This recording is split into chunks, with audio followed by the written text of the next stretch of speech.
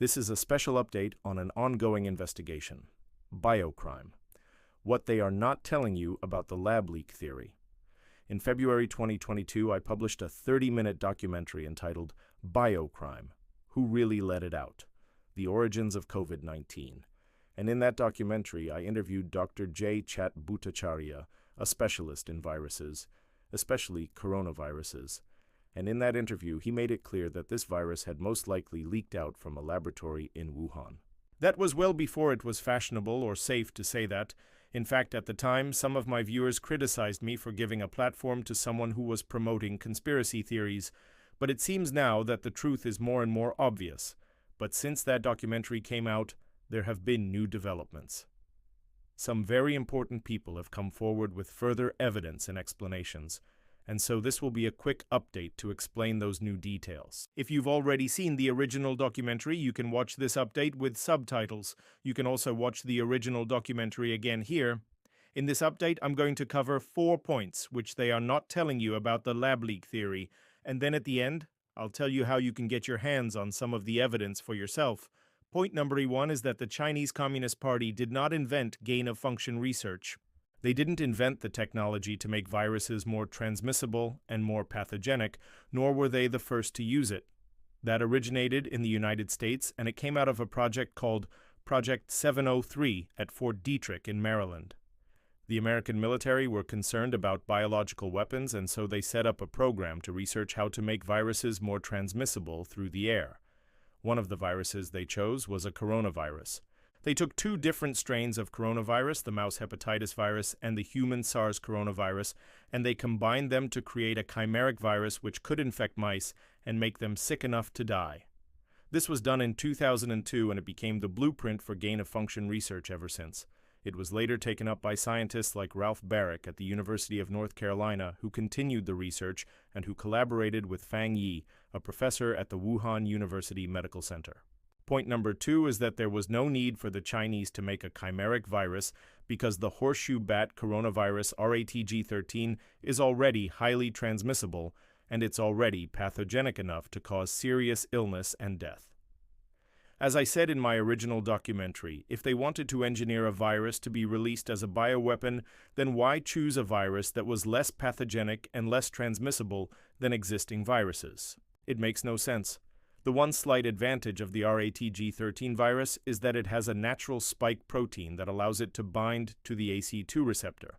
However, that doesn't necessarily make it more dangerous. In fact, another virus, MERS-CoV, also uses that same receptor but has only a 35% mortality rate. Now, obviously, SARS-CoV is much more transmissible than MERS-CoV, but when they tried to take the spike protein from MERS-CoV and graft it onto SARS-CoV, they couldn't do it. So it seems that the actual spike protein is not the key factor in transmissibility. So why go to all the trouble of creating a new chimeric virus when you can simply take an existing virus like RATG13 and enhance its transmissibility without changing the spike protein? And that is exactly what they did. According to the report from the World Health Organization, this was done by using a technique known as directed evolution, where you basically put the virus under pressure to mutate and become more transmissible. This was confirmed by Professor Angus Dalgleish, a world-leading expert in viruses and immunology. He said, "I think it's very clear that this is a deliberately manipulated virus. They've done this deliberately to increase the transmissibility."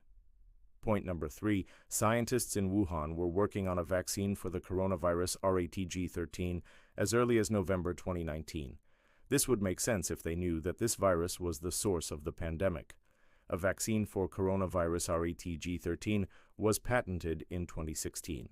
And the patent application clearly states that the patent is for a vaccine against the deadly SARS coronavirus that causes severe acute respiratory syndrome, which was first identified in China in 2002. But the crucial point is that the patent was filed in 2016. It wasn't published until 2019, but it was provisionally filed in 2016. Why would they be filing a vaccine for something that hadn't yet happened?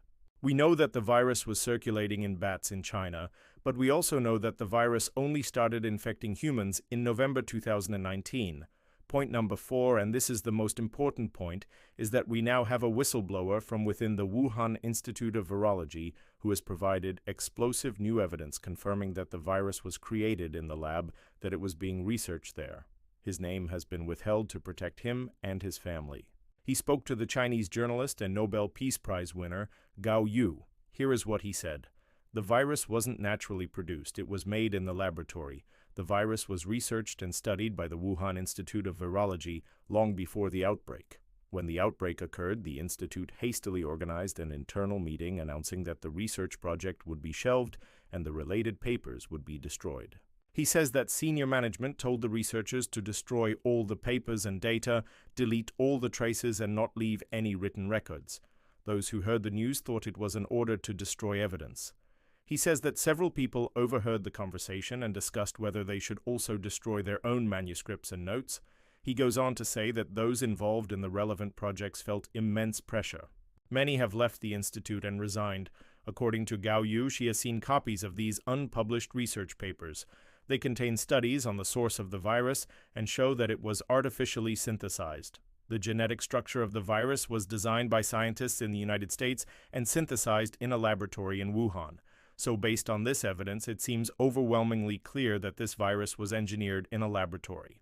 There may still be doubts in some people's minds, but it seems abundantly clear to me. This is not a conspiracy theory. This is science. Here is how you can get your hands on some of the evidence for yourself.